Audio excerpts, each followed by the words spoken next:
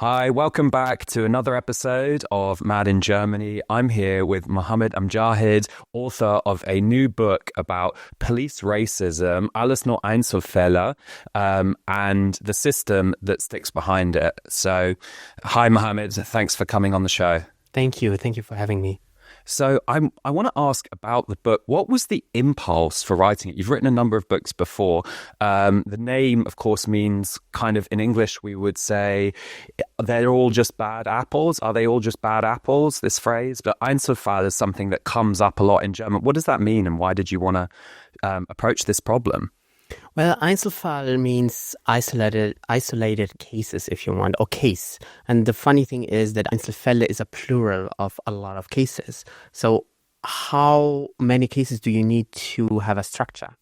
So since more than 10 years, I am working as an investigative journalist to do the research and try to dismantle the discrimination, the violence against the police system, or behind the police system, and that investigation was the basis for my book, because at some point I was like looking at the book market and I found out there's no book about police violence in Germany. This is the first book about police violence in Germany. There are several books who they touch the topic, but there is no book about this. And I was like, okay, let's go. Mm-hmm. And this was the birth of this little book. Well, it's something that's in the press quite a lot, although you're right that it's always portrayed as isolated incidents, right? I think that the main thing that people read about in the German media when it comes to problematic behavior from the police tends to be chat groups where racist, neo-Nazi incident content is shared. You document some of that in your book. Some pretty, I think maybe the police officers would claim they were jokes, kind of dark humor. Right, but some of the stuff is slightly worrying. But there's more to police violence than just chat groups, right? Yeah, I mean the chat groups are great to have a look, to have an illustration to the problem. We have dozens and dozens of these groups documented in the last couple of years, and I do document them in one section of the book. But I would describe them more as proxies because they show you the networks behind this thinking and this chat behavior. And you said dark humor, and the dark humor is, in this case, very deliberate plans to commit genocides in Germany. They would come together and they would talk about how to kill Jewish people, how to kill Muslims, how to kill refugees. These people, they have the power and they have the guns and they have the hegemony to do that. So afterwards saying it's humor, that's a little bit problematic, if you want. But the problem is not only the chat itself, it's about cases of police officers stealing ammunition, for example, and giving it out to neo-Nazi networks. It's about organized groups, criminal groups also, trafficking drugs, for example, or threatening people, threatening journalists, activists, politicians to come and kill them with very sensitive data. So this is a big, big issue here in this country. Mm-hmm. It's huge, absolutely huge. And it's something I think a lot of people know me for in the meantime because, I go to a lot of pro-Palestine protests in particular, but other ones as well, to report on police violence. And what I see is usually like quite big, mostly men. And I was at a demonstration at the Day for Elimination of Violence Against Women just a few days ago. And, what I saw was a lot of kind of quite brutal policing of like disproportionately women, people being grabbed, tear gassed, or rather pepper sprayed. And, there was one case where a woman appeared to be unconscious and the police weren't even allowing medical staff to arrive. They disputed that version of events to me.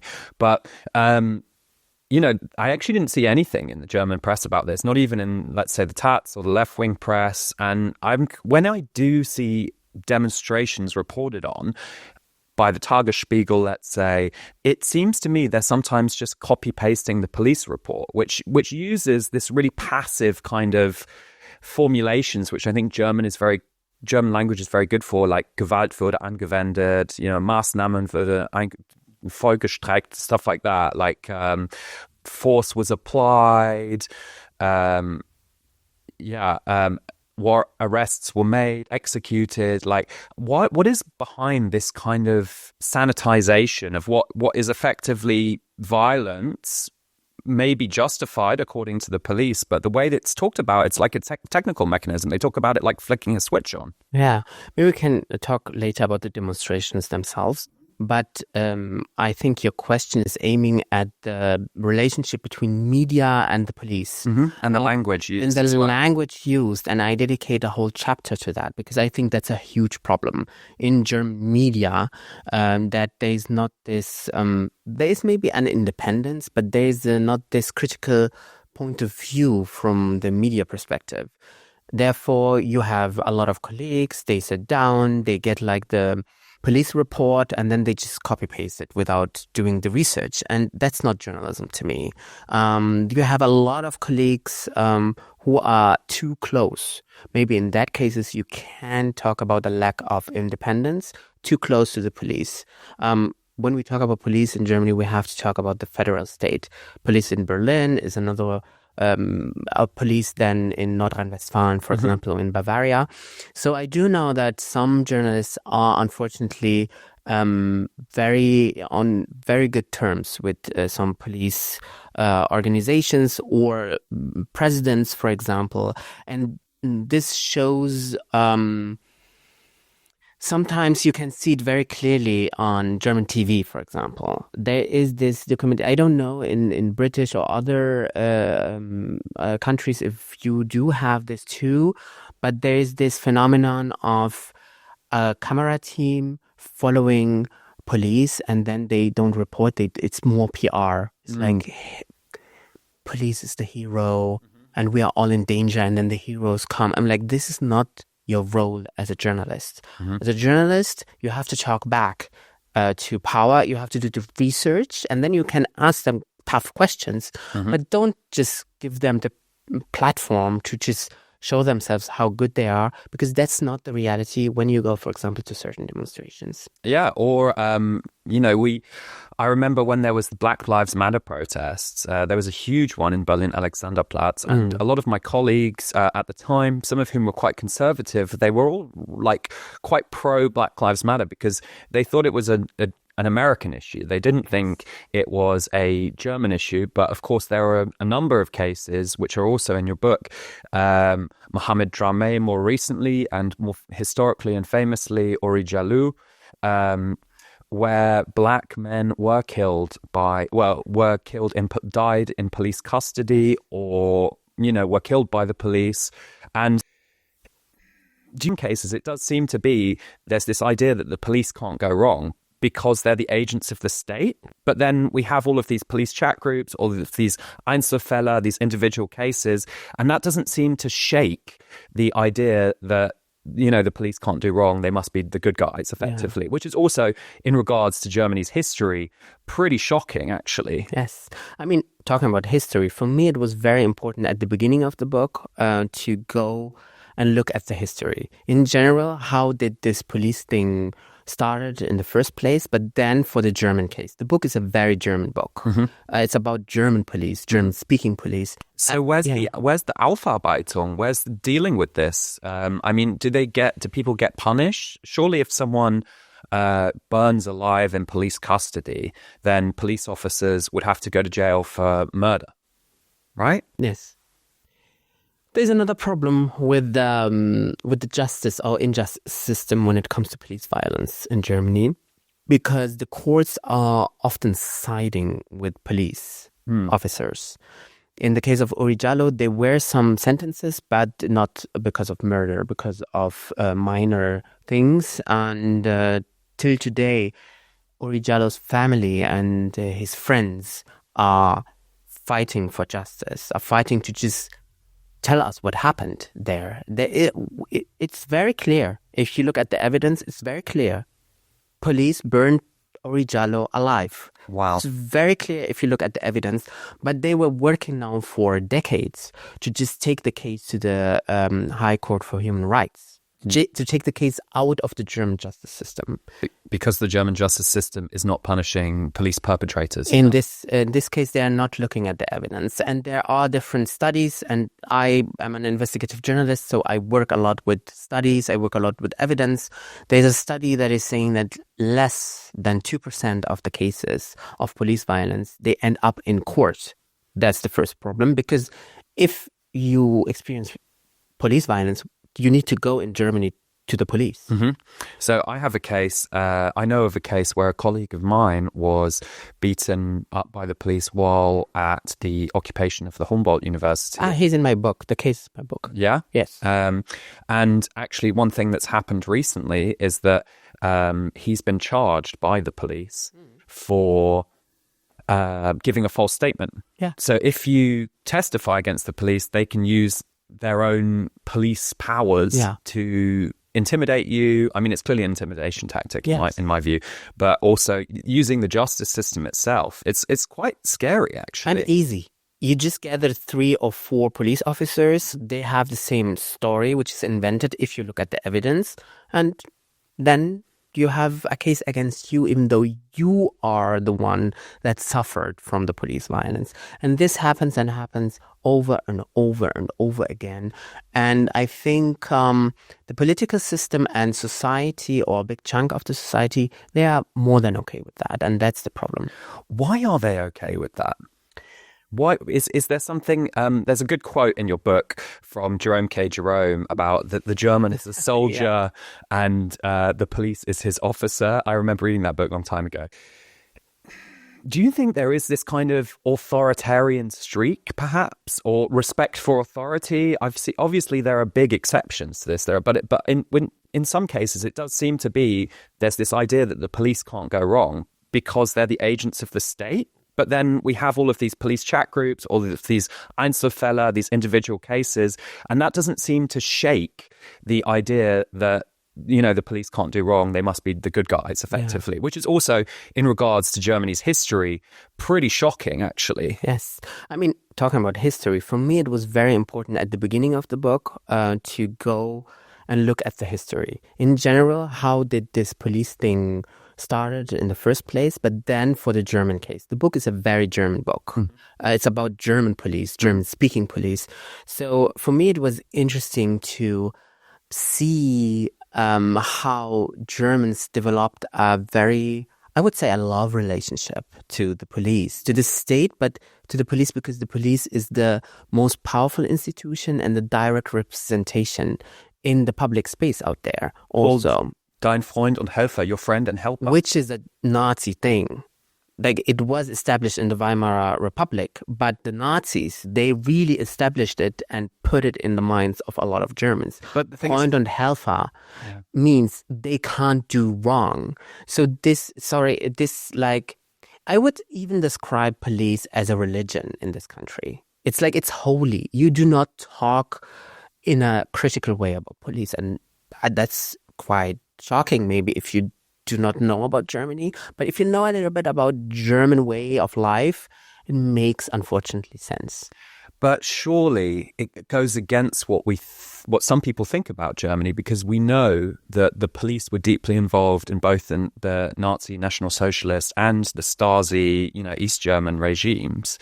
So why is there this trust when we've seen historically what the German police has done? I mean, what are the links between the previous totalitarian regimes and the police today? I mean, first, the modern police was invented in England, as a lot of bad things come from Britain. And then the Prussian state looked at this and said, oh, that is nice. Police. Oh, that's a good idea to include it in our way of controlling the people. And that, for some reason, got out of hand during the Nazi era, where, and we know all the history, what Germans did after 1933, where you needed Germans to call the police and tell them, my Jewish neighbor is hiding. Come and get him. Without this relationship, you wouldn't have a lot of cases where really German police forces, from the small policemen till the political intelligence police, were able to do what they did, the crimes, to commit the crimes. And then later, another good example is what happened in Eastern Germany, where you had a police state, but you had a big chunk of the society more than cooperating with that police state, giving them information, snitching on each other, snitching on your spouse, snitching on your neighbor, on your child. And you have continuity till today. It didn't stop on 45 or on 1990. It is happening today. And that's the scary thing, I think, about the relationship between Germans, or a big chunk of German society, and their beloved police. And I think, it's when you talk about continuity, it's not just institutions, it's also individuals, right? So there was a case in Frankfurt, which is where you were born, I believe, right? Where the Gestapo were basically categorized as not quite fully Nazis. They were like a sub-rank, and so they were allowed to continue as regular police force. So imagine you're a kind of a Jewish refugee returning, and you see the people who had maybe concretely arrested your family, sent them to death camps, and they're just regular police officers. Yeah. After 45, this state kind of tried to survive, and they had the choice to cleanse everything and start from the beginning, but they choose to just keep whoever was working before 45 in police stations. That also applies to universities, for example, or other spaces, but especially in police stations, they were like, okay, come on. He wasn't in Auschwitz working in Auschwitz, but he was in Düsseldorf as a police officer. Let him finish his work, even though we know that these people committed crimes. And they really had an impact on how police today works, and they trained the other people after that. So this is why we need to talk about these continuities, I think. And of course, during the Nazi regime, people like to talk about it as if it was just the SS and the SA, but actually in most of these deployments, the police were involved, right? I mean, if you turn on TV in Germany, they love Hitler documentation, like Hitler is everywhere. And the narrative is Hitler is to blame for everything. And the Nazis. And the Nazis. Whoever like this 15 other guys. And like, it's too easy. This worked because a big part of the society came together, and it was a big project. And the institution that carried it out was the police. And I'm sometimes shocked how Erinnerungskultur, how remembrance culture is applied to so many different parts of our lives here in Germany, but not to the police. Never to the police. Because if you ask that question about, for example, how anti-Semitic the police is in Germany, you do need to abolish the police in this country. So I'm sometimes astonished how the official German discourses can be so phony when it comes to really take action and really have a critical conversation. Yeah, definitely a topic that we've picked up on a number of times on this podcast, remembrance culture, anti-Semitism. Yeah. So what kind of reforms would be possible? I mean, you mentioned that in the UK, that the police came from the UK, right? Yes. The model of policing by consent, Robert Peel, known as the Peelers back then. And another guest I had on actually said that the police model came over, but not the policing by consent model. Yeah. Right? Because so in the UK, where I also had my experiences with the police as a reporter, like it's not illegal. For example, here, it's a special crime to resist the police, which can be defined in very creative ways. It's illegal to insult the police, and that's not just, calling them swear words. It's also, in some cases, using the informal term du or other things like that. Yeah, I was saying this is racist what you do. If they are like racially profiling people and you say this is racist, that is insulting a police officer. Right. So there was one case actually coming back to anti-Semitism at the Palestine Congress, which was broken up in a very dramatic way by the police, where the activist Udi Raz was being, according to them, being mocked by the police for their kippah, watermelon kippah, the Jewish kind of religious hat with a Palestinian logo on it, a symbol. And then Udi went to the police officer and said, that's anti-Semitic, and was then arrested. Yeah. I think that was the first I saw that video. It's on the video, right? Yeah, it's on video. And people. So how is it that like German police are allowed to anti-Semitically abuse people and get away with it? I mean, that is just one incident. There is another case of a lot of cases. We talk about anti-Semitism of police officer in Bavaria wishing the president of the Jewish community there, Charlotte Knobloch, not only the death, but he was joking about how he would deliver her to a concentration camp. And that person was in charge for her security at the same time. No. Just one of a lot of cases. In Halle, where we had the anti-Semitic racist terror attack a couple of years ago, the Jewish community that they were asking the police for protection, and police was like, no, you're on your own. But after that, what happened is that we had a case of police officer tampering with evidence that was put there. There was a swastika put by a allegedly right-wing extremist, and there's footage that the police officer was tampering with the evidence to, cover apparently this person.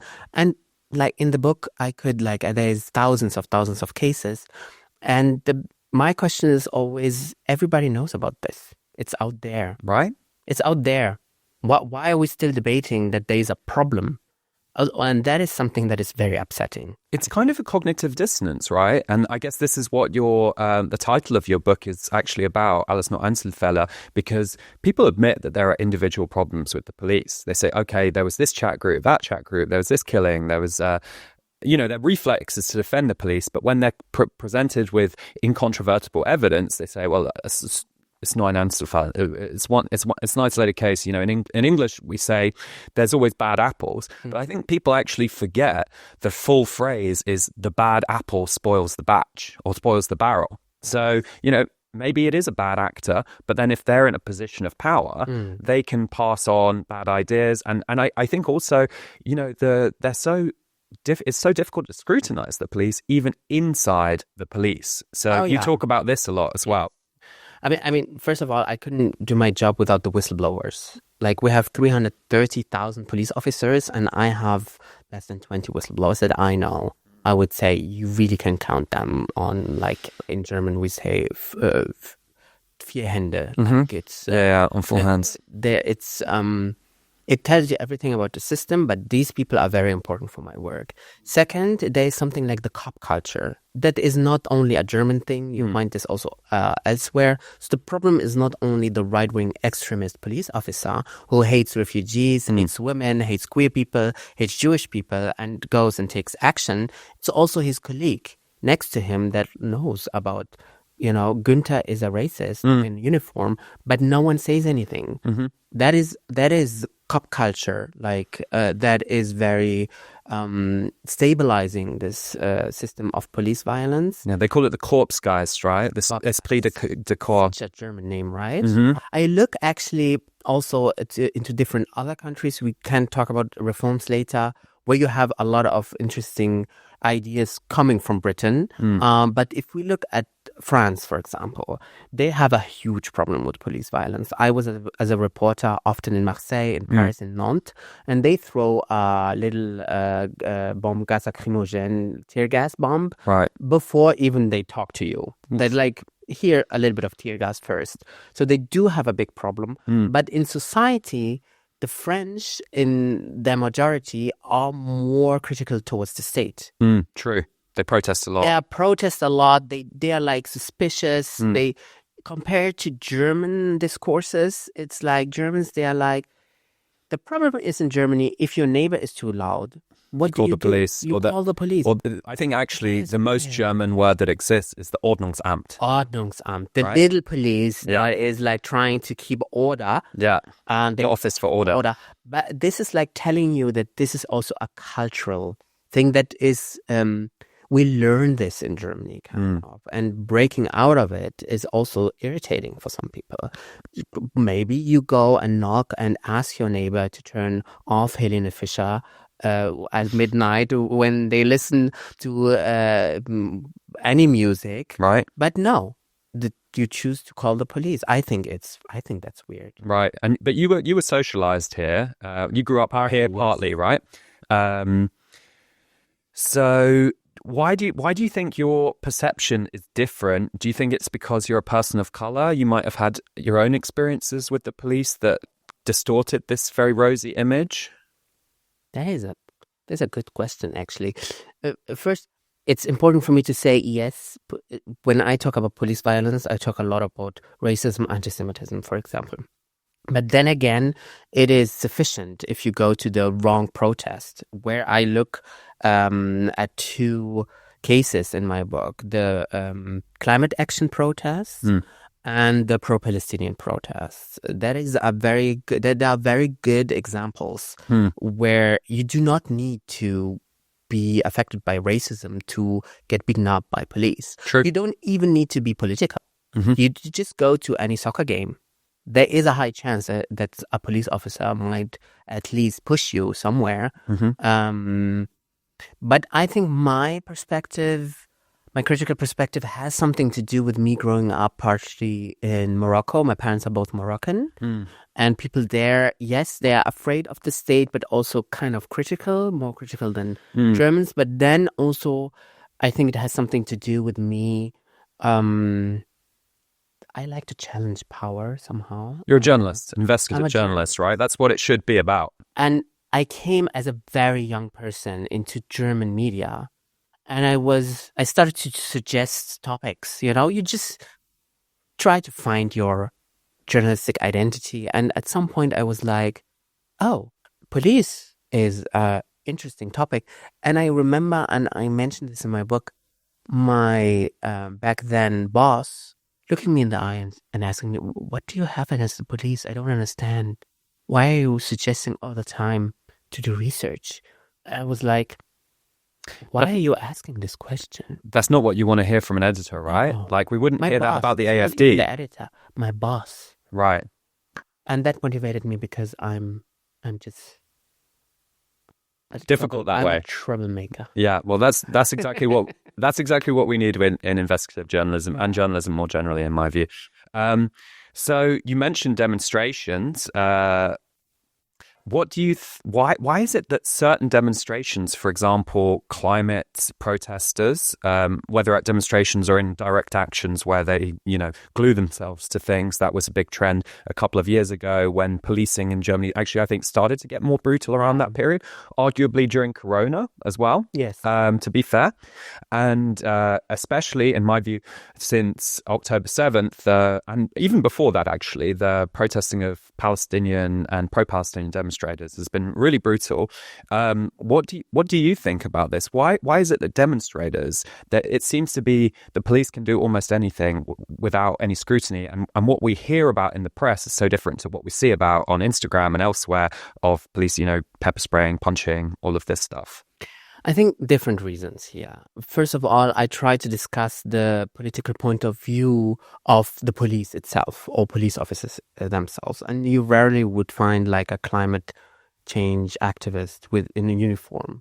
That's just like a fact, maybe some of them, but not all of them. So this is also something, if it matches their own worldview, for example. So this is why sometimes the strategy is to protect the protest. Especially if you look at the AfD protests, for example, or more conservative protests, the strategy there is protect the protests.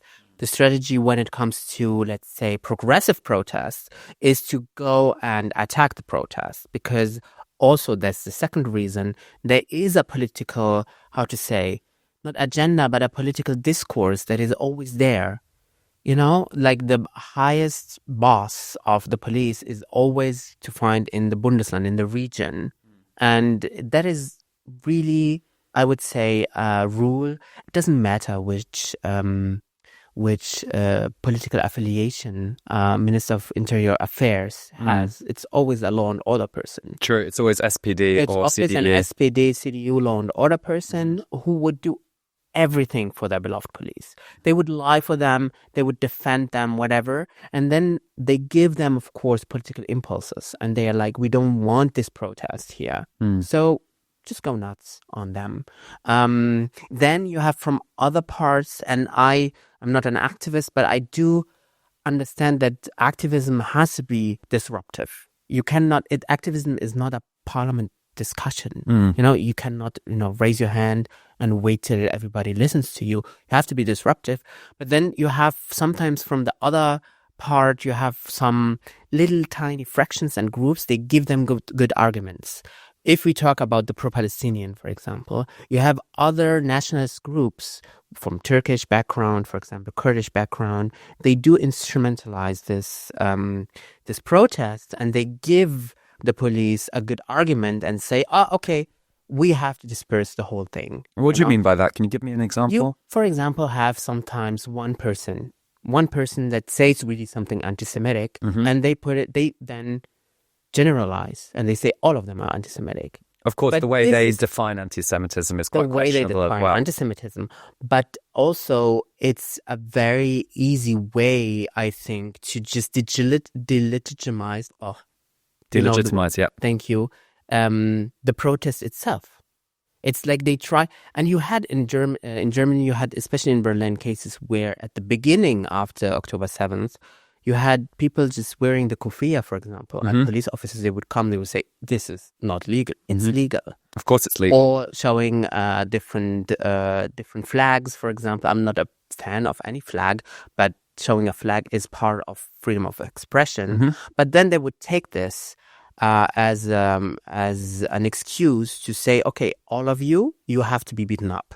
And that is something where police officers on the ground, often if you talk about Berlin, for example, Neukölln, or you talk about Ruhrgebiet, or you talk about cities like Düsseldorf, often they are of color. I don't know if you saw this, but they sent the Mohammeds in the uniform to the protests in Neukölln. So they beat up the people, and everybody is okay with that. And this is a case for Amnesty International. This is against freedom of speech. This is against also freedom of press, because a lot of journalists were also attacked by police. This is against, when you talked about the lawyer that was attacked, and he couldn't do his job, and no one seems to be bothered in the mainstream political system. There is a scandal, I think. And it should be a scandal, right? But it doesn't seem to be as much of a scandal, even though we had Black Lives Matter, even though we have occasional protests against it. And, sometimes you have the protests against police violence where the police turn up and beat people up, right? So what do you think are possible changes here in society that we can make? And also, how can we improve the police themselves? I think perspectives like Black Lives Matter, like any human rights activism, when it's about Palestine, for example, or about other conflicts and war zones, if you take the climate action, that is not representative for the German society. They don't see themselves going on the street with those people. I would say the zeitgeist is going into the other direction. Absolutely. More law and order, more oppressions, more get rid of refugees, more get rid of people, just putting them in jail. It's not about talking or communication or listening to each other. It's about calling 110 and they will get beaten up, and that's it.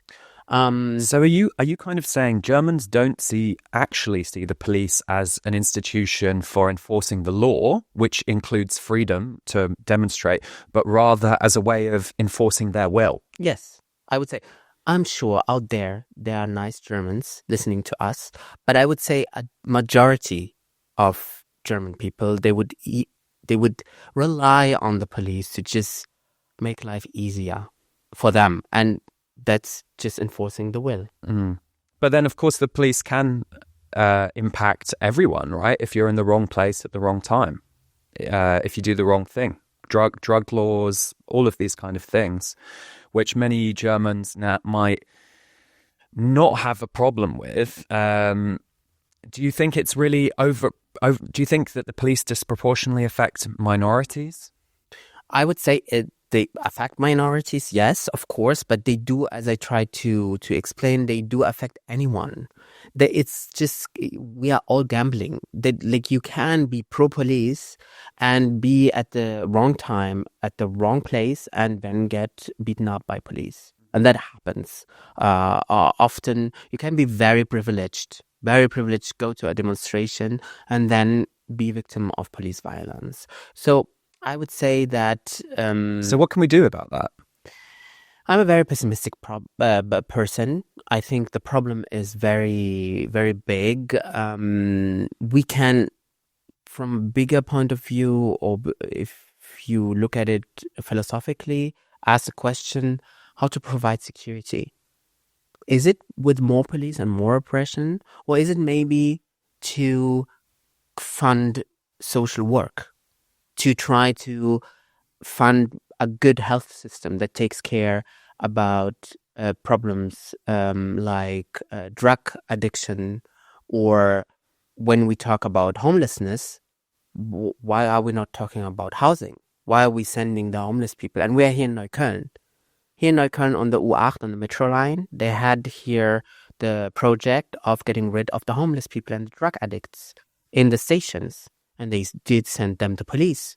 And they think the problem is gone if the people are not here. They just went somewhere else, Instead of sending them social workers and providing good healthcare, this society thinks it's cheaper and easier, more effective to just send the police. And that's wrong. I think that is one first step to ask, how can we provide more security for all of us? And then more talking about reforms, for example. So you mentioned cheaper. I mean, the police are a really expensive institution, right? I'm pissed. My tax money is going there. All our tax money is going there. Well, for example, right now in Berlin, we're about to see huge cuts to the cultural sector, right?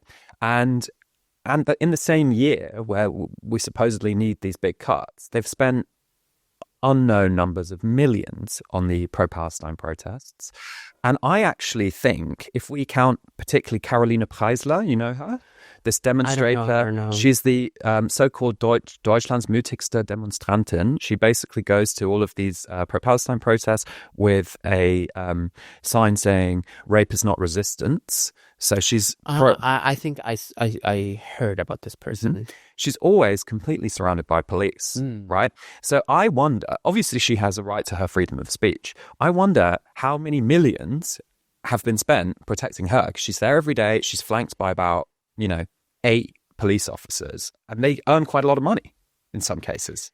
Yeah, I mean, we are in times where my mother says they even don't have any money anymore in Germany. Why are you there? So we are in times of austerity, and they are trying to take funding from not only the cultural sector, but also from social work, for example, health system. But one of the few parts of the political decision-making where they pump more money in is police, is repression. Another good example is yesterday, there was the new coalition contract in Brandenburg, that's the region surrounding Berlin, and they are cutting everywhere except the police. I'm like, this is not a good way to spend money.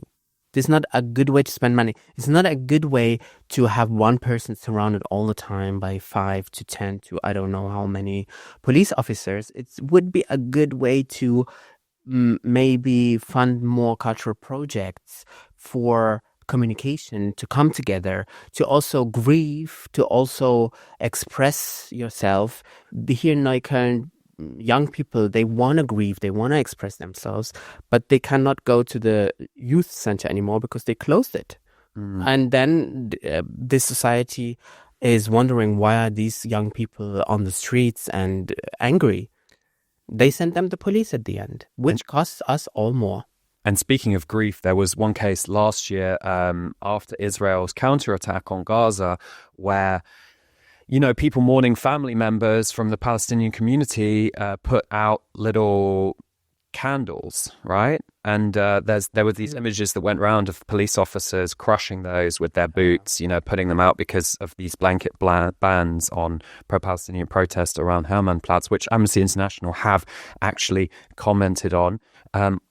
So, you mentioned we are here in Neukölln. This is definitely an area where you see more policing, right? And there's a lot of arguably political policing here. You could argue it's what's called a sozialer Brennpunkt. This is an area with a lot of crime. The thing is, when you do look at an area, you find something. It's if you go to Charlottenburg, to Grunewald, if you go to the good parts of Düsseldorf, to Hamburg, anywhere, if you decide to go and search for crime, you will find crime. And they decide to go and search for crime, especially where you have more migrants, where you have more poor people, because this is how the society thinks and works. So there is, unfortunately, I call it Minusblick. I call it like a negative view on certain urban areas where it's a lot of stigma, a lot of racism, a lot of hate against poor people. Especially, and if you keep looking at Sonnenallee, for example, and do one police raid after the other, you will find even minor things, and then they say, oh yeah, at the end what stays is the picture of hundreds of police officers going to Neukölln. And I do often the research and ask, what did you find? Often they didn't find anything, or they found little, I don't know, imported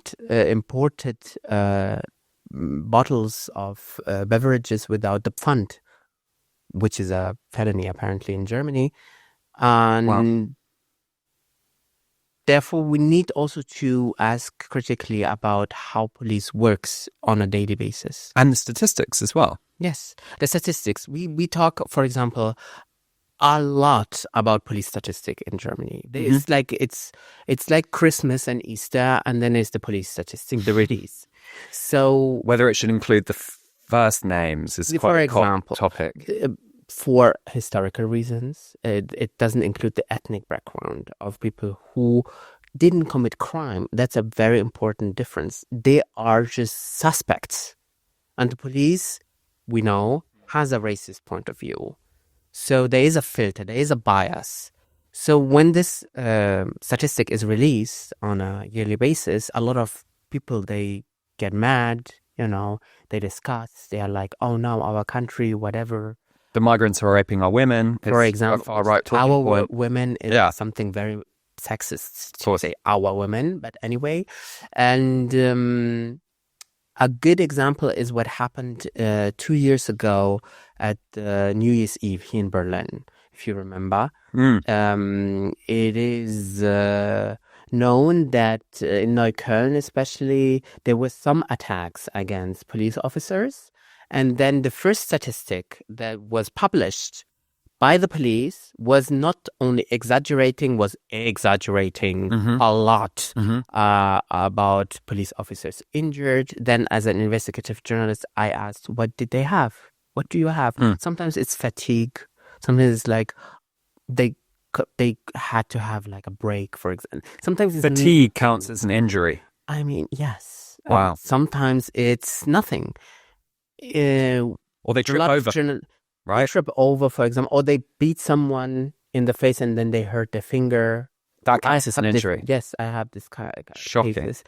But then you had the number of 159, maybe. It's in the book. Suspects who allegedly were beating up police. But then a lot of journalists in this case, one after the other, were asking, are you sure 159? A lot of racist politicians, including the mayor of Berlin, they were asking, what is the ethnical background? Ethnicities. We want ethnicities. We can't have ethnicities. We want the first names. Franziska Giffey, then mayor, or... was actually... Mayor, but the current mayor, Kai Wegner, was very pro-police. He asked in the parliament for the first names of the suspects. Right. And at the end... Which was initially an AfD tactic, I think, in Baden-Württemberg. They were the first people to come up with this idea. turns out a lot of suspects are called Christian. Christian. I think that was the number one, was Christian, right? But the case here from the New Year's Eve story was then from 159. We had at the end only around 30 left. So that's a big number. That's a big shift in numbers. Huge. Huge. And most of them, they were German citizens. So right, work out. Yet, and in a whole city of 3 million people, I mean, obviously it's not commendable behavior. But can I say something else very important from my perspective? Humans are bad seeds on this earth in general. Okay, so if you bring a lot of them together in a city, there will be crime. Yep, there will be crime. A problem in policing is that the state thinks it can prevent crime before it happens. That sounds good, but it's a very bad idea when you look at human rights, because now they're deploying artificial intelligence to go and do the profiling, and the intelligence itself is racist because it's fed by what we think is right as a society. So the intelligence now is starting to target different areas of Berlin or other cities where you have a lot of migrants, for example, living.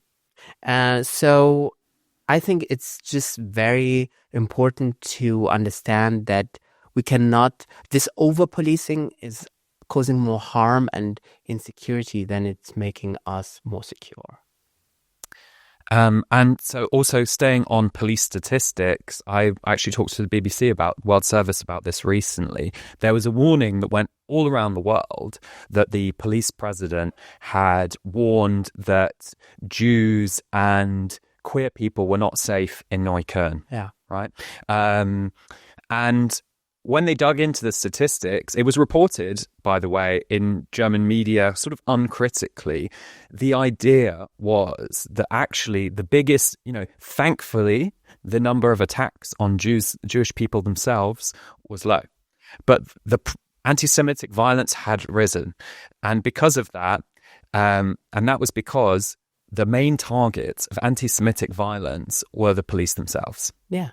This is why you non-Jewish police. Non-Jewish police. Out, right? This is why you need to read the statistics in a critical way. You need to have a look into it. But more than just being critical, I really think this was particularly perverse when we look at the National Socialist history of the German police and the role they played in not just enforcing the Nazi dictatorship, but if you look at the so-called Holocaust by bullets, which is how 2 million of the victims of the Holocaust were killed by groups which included the Waffen-SS, but also the Ordnungspolizei, which was the kind of umbrella grouping for the police under National Socialism. They went around, these were ordinary police officers, they went around entire villages after the German army had gone through entire villages in Lithuania, all parts of Eastern Europe, now known as the Bloodlands by some historians, and just shot village upon village of people. And this is the organization which is now reported to be victims of anti-Semitic violence. And there has been very little, prosecution of the Ordnungspolizei. And there's a very good book about this called Ganz normale Männer, Completely Normal Men, about how they were just doing their duty, right? And so one thing that we hear about outside of Germany, I think, is just following orders is not an excuse, yeah?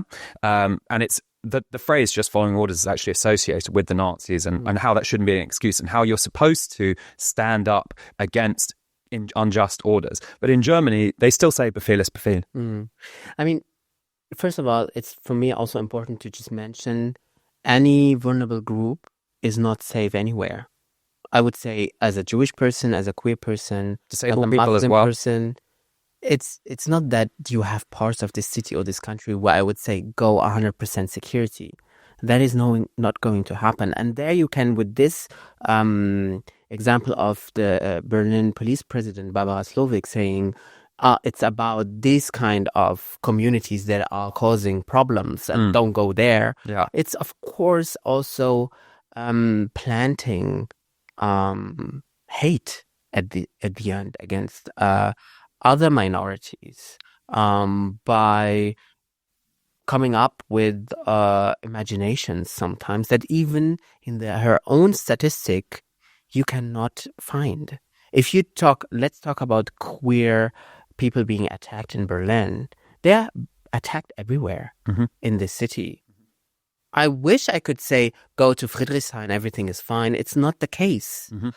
So I think this is more a political instrumentalization than taking care of the security or looking after certain minorities. Absolutely. And when I looked up Barbara Slovic, she hasn't actually served as a police officer. She's like a bureaucrat. She's worked for various ministries, interior ministries mostly. So she's had contact with anti-terror and stuff like that. But she didn't actually base her statistic, like that statement wasn't even based on statistics. But people uncritically reported it because she's a police officer and they don't know maybe the history of the institution in Germany.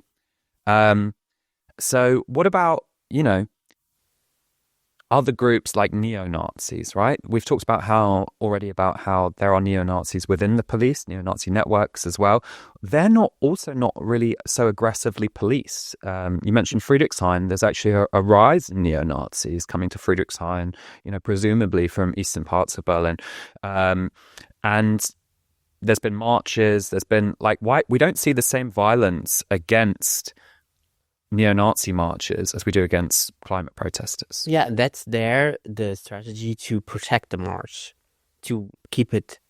Is it explicit, that strategy? Yes, it's explicit. Wow. It's de-escalating, if you want, and to separate in this case, anti-fascist counter-protest from the neo-Nazi march. Right. So they protect the neo-Nazi march.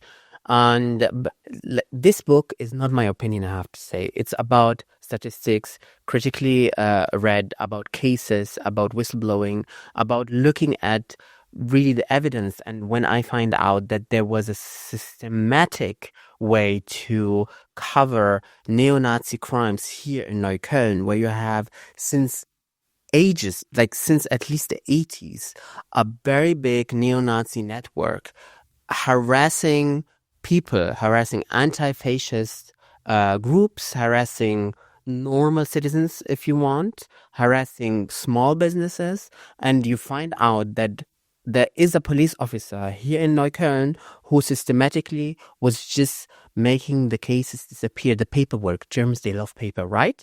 He was taking the paperwork and putting it in the trash. Wow. About neo-Nazi crimes in Neukölln. Yes, and there you have the evidence that something is wrong, yet people like Barbara Slovic, and that's her job, I understand a little bit, they would never ever ask a critical question inside the system, and therefore we do need this journalism. I think we do need the activism. I wish we would have a political force that is critical towards this, but it's not there in the parliaments. Well, we have the Left Party, right? And actually, it's interesting you mentioned these crimes in Neukölln because one of the victims of neo-Nazi attacks, Ferit Kocak, is now a state politician, friend of the podcast as well, I'll say. Possible future guest. So what about the Left Party? What about the Greens? Do they not, the BSV now, do they not kind of critically engage with the police? I don't see it, at least. As a journalist, sometimes I need politicians to work with to get some paperwork in the parliaments, in the regional parliaments. And you can imagine it like this. I go through the list of the people sitting in the parliament and I find 0 people who are critical towards the police. What? That makes me a little bit sad sometimes, right? Because I need to find other ways to get the evidence. Even the Left Party, because I've noticed sometimes they ask the best questions, even if you don't agree with their politics. Yeah, I mean, I'm not here to defend or attack any party, but they were also in charge in Berlin since very recent. Until very recent. Yeah, of course. They had also some politicians, or they have some politicians who would try. But if you look at the BSV, the Bündnis Sarah Wagenknecht, that force was inside the Left Party. And they are very conservative, right-wing when it comes to migration, when it comes to policing, for example. The Greens are, anyway, bye-bye, ciao. I don't consider the Green Party as a lefty progressive party. It's more a law and order right-wing party. That's interesting because, a lot of people would say that the SPD are more right-wing on these social issues and the Greens are more to the left. It's just nuances. Right. Yeah. So what do you think should be done about this huge problem that you've pointed out, this structure, this religion in your terms? What do you think should be done about the police? How can we solve the problem of the police? I mean, there are reforms that could just be done today, actually. For example, there is the idea of having a police force for the police. Because when we have an abuse of power, what happens in Germany is that the police takes care of itself. Like they do the investigation themselves against themselves. That's not working for obvious reasons. So you have in other countries like Northern Ireland, for example, or Ireland, like in Denmark, you have an institution. If you want, you have or on paper at least, a neutral office that is looking then at the abuse of power within the police forces, which is good also for the police itself, because they have less work and they have more credibility if there is a real investigation happening. There are other possibilities where we could solve part of the problem. Racial profiling, for example, that happens on like thousands and thousands of times in Germany, and we didn't even talk about Frontex, about the EU borders. That is policing, actually. That is killing refugees, if you want.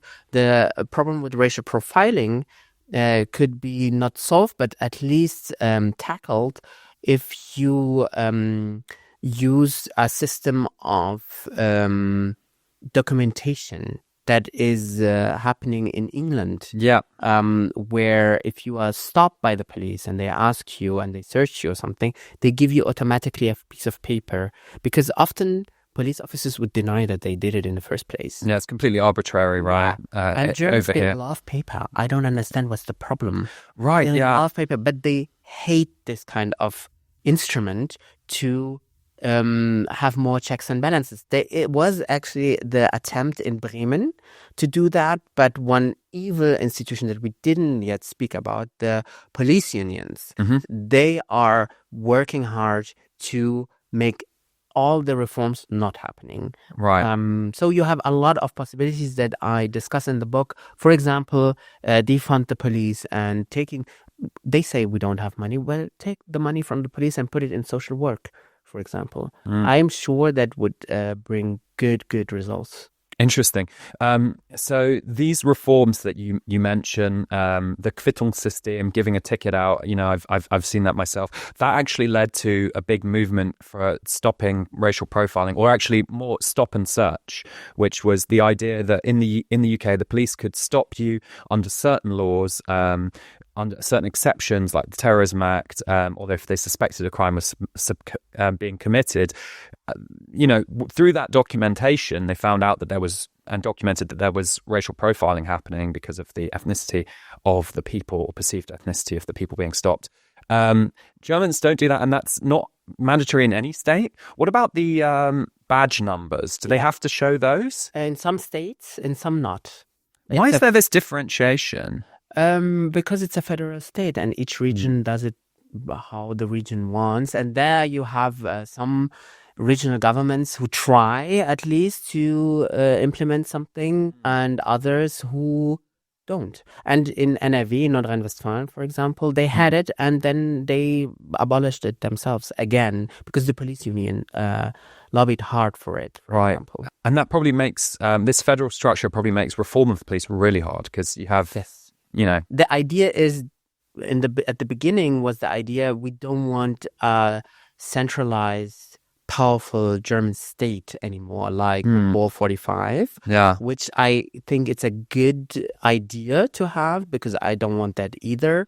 But this 17 police systems that you have, 16 regional and 1 federal. for the borders. For the borders and for policing airports and policing stations, train stations. Right.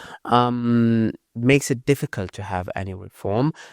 But it also gives you the chance to have reforms easier if you want. In Bremen or in cities like Berlin, you could go forward and you could try things, but no party did. according to my observation, try a reform package where I could say they are looking after solving the problem of police violence. Wow. And you mentioned North Rhine-Westphalia. They did pass a reform, right, about body cams. Police have to wear body cams, but there's a catch. Police officers can decide whenever they want to turn it on or off. So miraculously, when something happens and you could use the body cam, it's not working. They forgot. With Mohamed Amjahid, for example, the kid that was killed in Dortmund, miraculously 13 body cams were turned off. They forgot about it. Wow. And has there been any penalties for that? Or it's actually by the book? It's was supposed to have like a court ruling in September. It was pushed to December. Wow. Okay. So at least it's being investigated. It's being investigated because of the activism, because of the journalism that happened, I would argue. But I'm not very positive that we will see justice delivered. And what about other reforms? What would you like to see as a reform for the police, apart from less money? I think if I could choose just one thing, it would be the super police for the police. I think it's very, very helpful to have neutral investigation that is also transparent. I went to the it's not an ombudsman, but it's a state agency, if you want. And I had a look in Northern Ireland how they worked, and I said before, it's also good for the police because they found out some cases the police officers were wrongly accused of doing things. And it's very transparent how they work. I think that as a journalist, I would love to have this kind of paperwork or this kind of documentation, but they are also very transparent when police officers abuse their power. And everybody can just go online and read the investigations. And I think that is a very good way to tackle this problem. If you ask me personally, a lot of times we do not need police in the first place. What about the Ordnungsamt? Would you kind of give them more powers? Would you abolish them? I think they're a very interesting institution. The Ordnungsamt, I do speak in the book about Möchtegern-Polizei. Like wannabe police. Wannabe police. Right. Ordnungsamt definitely is one of them. For example, also private detectives in shopping malls. They love to play police, for example. The custom authority Zoll is one of them. You have in Neukölln especially the phenomenon that illegally they bring together different state agencies to just try to get into the Arab cafe, for example. They need to come up with a reason why to raid this space. So the Ordnungsamt helps them a lot. So I would think that we need also more check and balances for this wannabe police. If this is a wish list thing, I would abolish the Ordnungsamt, of course, because I don't see a lot of Ordnung coming from them. Sure. At this first thing, and at the same time, it's I think not so effective in providing Ordnung or safety at the same time. And it's just reinforcing this idea that for every problem, including social problems like loud music, there's a police service, there's a state service for that. All my expat friends, they come to Berlin or to Germany, and the first thing is the first thing they get like to pay for the German BBC. That is like, why do I need to pay for this? The second thing is, what is the Ordnungsamt? Right. Like, what? They're coming from other countries where they luckily survive without the Ordnungsamt. And I think it is possible. A world without the Ordnungsamt is possible. It's very possible. I do understand that society needs some rules, or like we need to come together and discuss things, but this very sometimes with this centimeter thing, don't put in the cafe, don't put your table here or put it there. It's a very German thing. It's sometimes very funny, but I guess like it's also a way of the state harassing people, like with the German state wants to know where you live. The Anmeldung thing. Yeah, and also It's a controlling thing. Also, for example, having to carry an ID everywhere. So the UK is a little bit weird about this one because there's a very strong political sentiment against ID cards, which in Europe is a little bit of an outlier in a sense. But actually, the fact that the police can stop and ask for your identity at any time, like I do feel like without any crime or suspicion of a crime being committed, I do feel like, as an individual, maybe we should have the right for anonymity in front of the police. That is true, but it's also like it's not always legal to do it like that. The police, like they need a reason. Right. They can't just not. It's like it's urban myth to give them the power that they can just stop you. The police loves that people think this is it. This is why I talk also a lot about pop culture.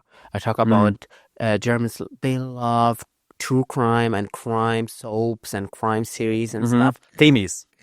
I think the German market is one of the biggest markets on earth for this kind of entertainment. I do speak also Arabic, and Arabic pop culture is more about love. Right. About, it's about like you have other stories being told. But in this series, you see, for example, a police officer often just entering homes. They just open the door and go inside. This is illegal. But the police wants you to think that they just can come inside of your house. There was just this case, I think you also reported on it, of this black woman. Yeah. And they just entered her house. They just entered her apartment because a neighbor called the police because she's a black woman. And people think, oh yeah, police can enter your house. But in the constitution, for a good reason, because in Eastern Germany, they were entering the houses of people. It's written, you cannot, as a police officer, just enter the house. And so actually this particular case, I haven't reported it publicly yet, but I'll do that now. The police are now charging this black woman, migrant, for posting the video because they say that the rights to privacy of the police were damaged, right? Because they always find a way. Yeah. So it's kind of a bureaucratic harassment when they can't. Imagine that feeling like you're asleep in your bed, naked, according to the video, and you wake up and there's some police officers next to you. This is fucked up. It's traumatizing.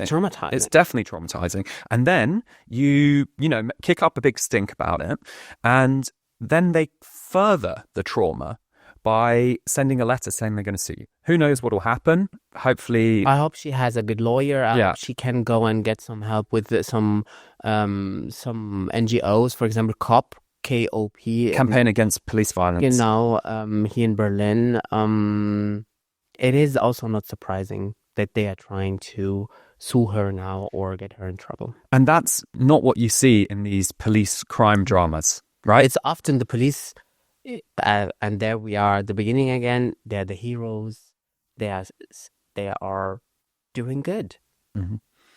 And it's something that is also... And when they break the rules in these dramas... For good. It's for the greater good. For the greater good. They're break your nose. Yeah. They will break your nose, but for the greater good. Yeah. If I may ask something, the scary thing about this, also police officers watch this series, and they start to work like that. It's very worrying. Yeah, they start to mythologize themselves. Yeah. I enjoy some of these shows, but I have to admit, I've never really watched Tartor, which seems to be a major pop cultural phenomenon here. Like, you said in Morocco, you have romance stories. In the UK, we have soap operas, which are kind of like social dramas. And I was like, well, what's the equivalent? I think there's Gute Zeit, Schlechte Zeiten here. For example. But like Lindenstraße. Yeah. But I think the big cultural thing is Tartor. Yes. And do you think that kind of plays into this pro-cop religion, as you put it? Yes. And I know that I make my life more difficult by criticizing Tatort publicly, because this is something also very beloved by a lot of Germans. And I have to say here, disclaimer, everybody can just go and watch whatever you want. That's not up to me. Sure. But a critical analysis of how Tatort stories are told. There are studies, they are telling you that the police is depicted in a very non-realistic way. And this also goes into a normal way how we think about how police works. And you don't only have Tatort, you have scripted reality police series that have millions and millions of viewers. You have krimis, like books. Huge market here. Huge market. Also, Miss Marple and stuff. This, like, I know people hate me now. Okay, yeah. You just crossed the line there. Poirot, what about Poirot? Poirot also, like the little wannabe police officer, maybe. So I'm going to disagree with you here because I think the difference between true crime and also these kind of classic Agatha Christie stories, there is this model of policing, but it's not done by police officers. It's done by independent detectives. And in true crime and those as well, the police are often depicted as completely incompetent, right? That is true. Yet we are longing as humans for vengeance and for justice. If you commit a murder, you should be arrested. And what about the police unions themselves? What is a police union? Because I know there are parallel ones here. Like there are two main big ones. One of them, Manuel Ostermann, the deputy head of one of the major ones, is hugely political and very right wing. Yeah, anti-migrant. Like to me, this is not someone who should be in the police, let alone a position of power.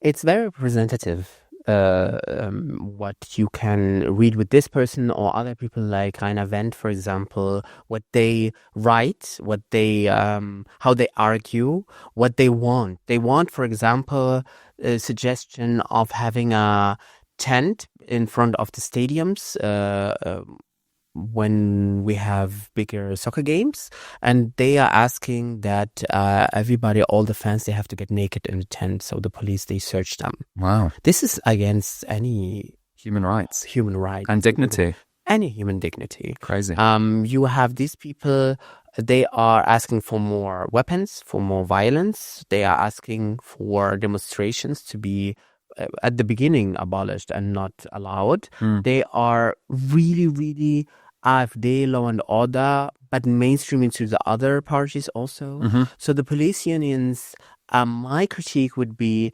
they are very effective in defending anything when it has to do with their members.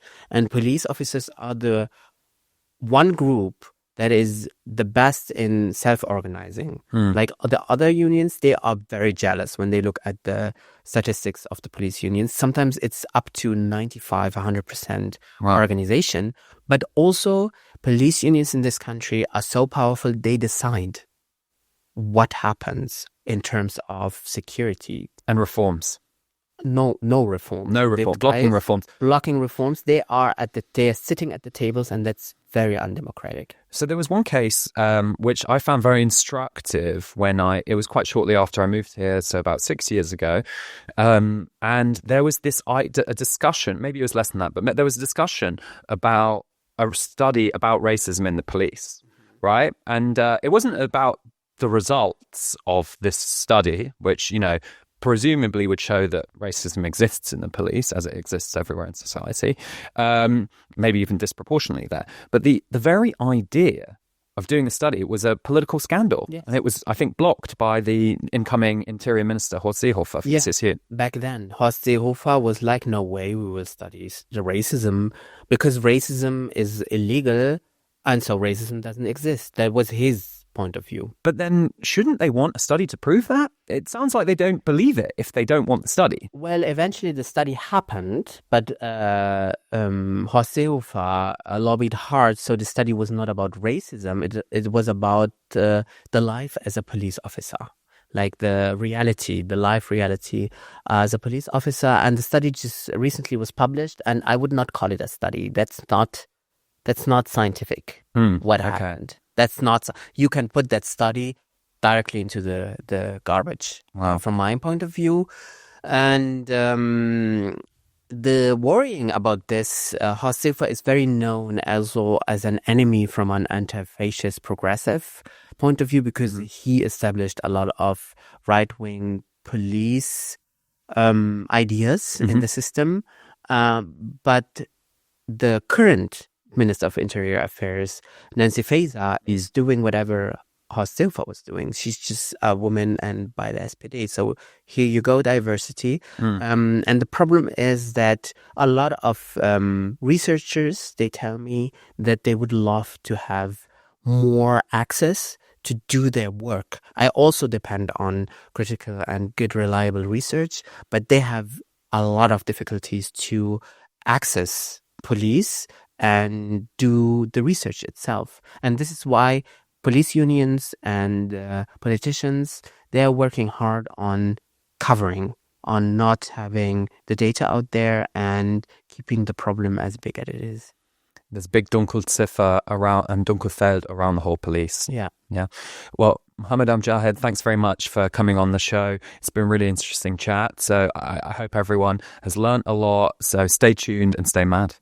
Thank you for having me, and stay critical also towards the police, and take care, because don't get into a police fight or something.